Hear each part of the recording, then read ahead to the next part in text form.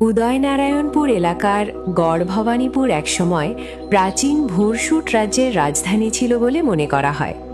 লোককথায় বলা হয়, বীর রানী ভবশঙ্করী শত্রুদের বিরুদ্ধে অসাধারণ সাহস দেখিয়েছিলেন। তার বীরত্বের জন্য তাকে রায় বাঘিনী উপাধি দেওয়া হয়। আজও স্থানীয় মানুষ তার গল্প শ্রদ্ধার সঙ্গে বলেন এবং তার স্মৃতির সঙ্গে জড়িত মন্দির ও ধ্বংসাবশেষ দেখান। স্থানীয়দের মধ্যে একটি প্রচলিত বিশ্বাস আছে যে ভুরসুট রাজাদের ধনরত্ন এখনও গড় ভবানীপুরের মাটির নিচে লুকিয়ে আছে। অনেকেই বলেন রাতে অদ্ভুত আলো দেখা যায়, যা সেই গুপ্তধনের ইঙ্গিত। তবে এর কোনো ঐতিহাসিক প্রমাণ নেই, এটি সম্পূর্ণ লোককথা।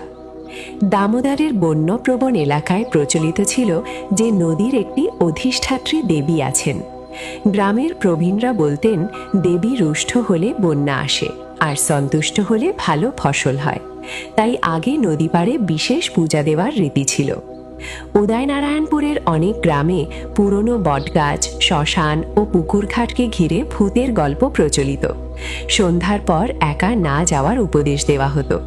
এগুলো বাংলার গ্রামীণ লোক সংস্কৃতির সাধারণ অংশ হলেও স্থানীয়ভাবে নানা রূপে প্রচলিত আছে।